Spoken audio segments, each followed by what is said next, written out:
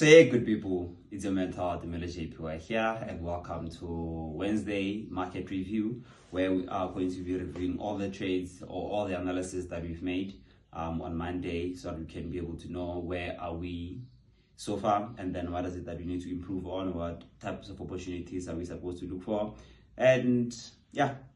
Other than that, make sure that you hit that like button, you subscribe, and hit that notification bell so that every single time I drop, you get notified. And then please make sure that you check the free VIP, the free group on the description section, so that you can be updated with analysis and some of the educational content. Other than that, let's get into the video.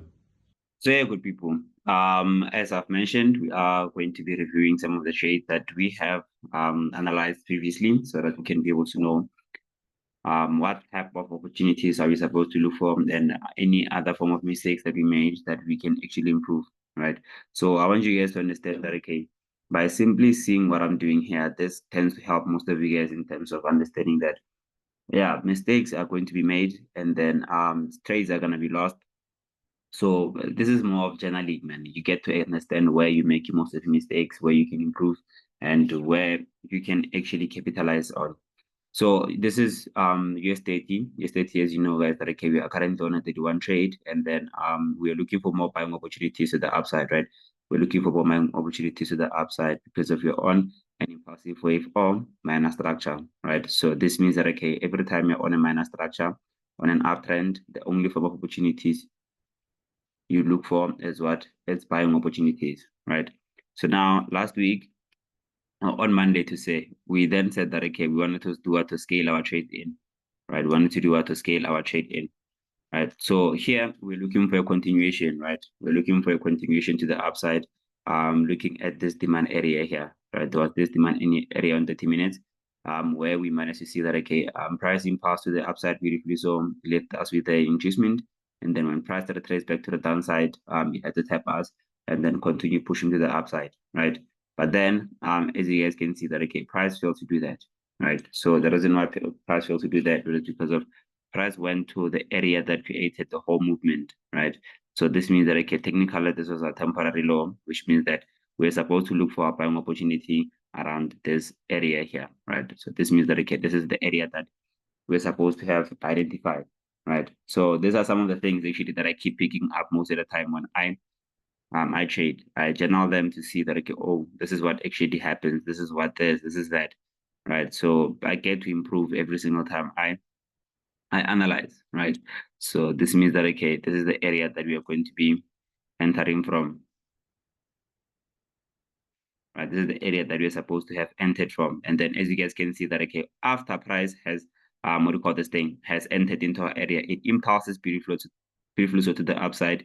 It takes the low out, it takes the high out, then it comes from a demand area. So for those of you guys that trade SMC, by now you should know that, okay, this is what a change of character, right?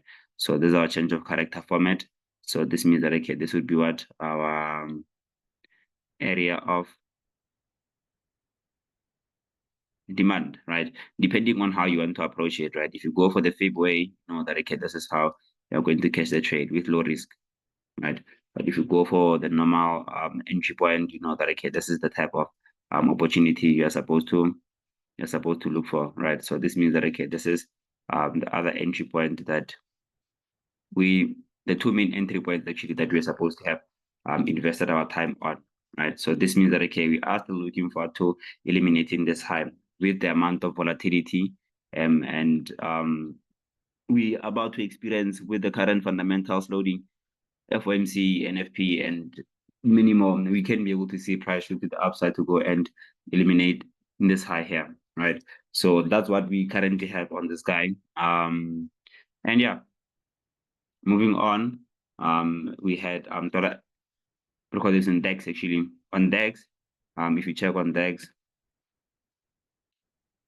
we had a setup like this. DEX is GER30. So on GER30, we had a setup like this where we're looking for buying opportunities to, where we're looking for buying opportunities to the upside. This means that, okay, we're looking forward to seeing price pushing to the upside to go and eliminate that high, right? But as you guys can see that, okay, there was this what do you call this thing, temporary supply area that pushed price to the downside. to maybe probably respect the demand area, then impulse price to the upside. So let's go find out what exactly happened within this area. And then as far as I'm concerned, last week we said this is in what 11R trade, as far as I'm concerned, right? So now coming back to a 30-minute time frame, let's see what exactly happened. Let's see what exactly happened. So from my side, truth be told, I didn't have any form of like entry point. Right? There was nothing that I could use as a form of entry point on this setup. But let's look for what is it that price actually did. I'm gonna go through most time frames so that we can try to understand the type of structure, because you can see that when price creates this high, creates this low, right? This high and this low. So which means now price leaves us with this beautiful demand area here, but when it leaves, it taps into it before it impulses to the upside. So this in a way makes this demand area to be invalid. So which means that okay, we have to look for what do you call this thing, another area that we can use as what as our demand area, which I don't think there is, right? Which I truthfully don't think that there is any form of entry point that we can use. Let's check on a 2-hour. Because you can see that okay, price this area here, it retraces back to this area here. So it makes the whole setup what? It makes the whole setup invalid.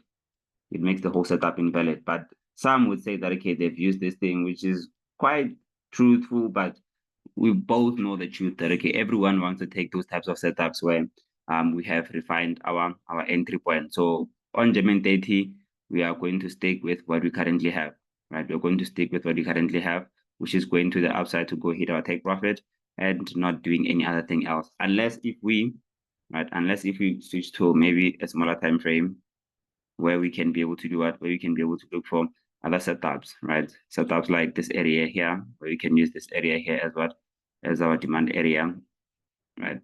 From that area, where you can use this area here as our demand area. So this means that okay, he will act as what, as our temporary low, right? He'll act as our temporary low. So we're looking for a continuation to the upside, right? We're looking for a continuation to the upside. So which means now we'll have that demand area like this, and then this will definitely be what?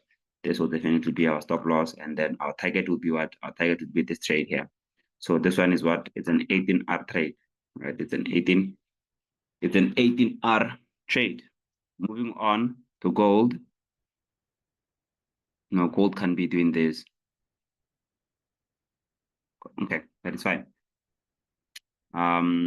Okay, gold on a daily time frame. We know that okay, this is the type of analysis that we had on gold, looking for buying opportunities in the overall structure. And then we said that okay, since our price is on a substructure, right? Since our price is on a substructure, we're then going to look for selling opportunities. But this setup, I normally call it a B setup because you have high chance of losing them, right? So we're then going to look for selling opportunities to come tap into our demand area, then impulse price to the upside. Right, so now coming to this one here, let's go to our 1-hour time frame to see what exactly price has been doing, right? What we currently have on gold is that this low was taken out, so which means that now if we were to take our fib from our high to our low, right, we're gonna have something like this, right? We're gonna have something like this. So gold gave us a zero floor entry point. Gold gave us a zero floor entry point, right? So now moving on, if you go to our 15 minutes or to a smaller time frame, we'll then see that okay, we have a form of confirmation within this area here. So what I was looking for from gold was to see gold probably retracing back to this area here, right?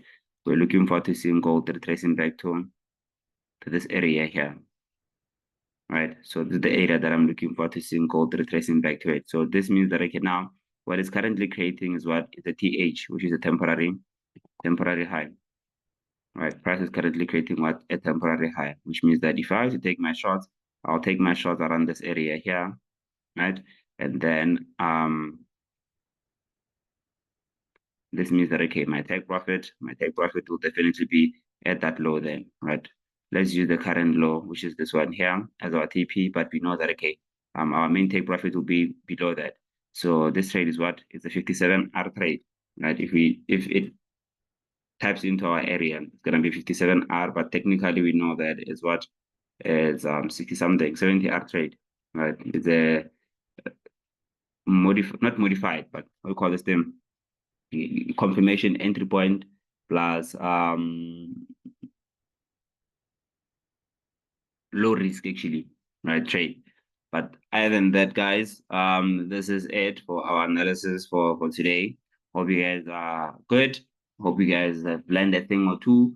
And other than that, please, guys, please make sure that you join the free group below, because I'm gonna be dropping the analysis on the free group, and I'm looking forward to seeing you guys on that free group. And yeah. Oh, another interesting thing is that for those of you guys that are still interested in the mentorship is still available, but only for today. I think today is the last day. So after this, I won't be taking any clients for the past mentorship program that I had. So yeah, thank you and have a profitable week. Please don't forget to check also your fundamentals so that you can be updated with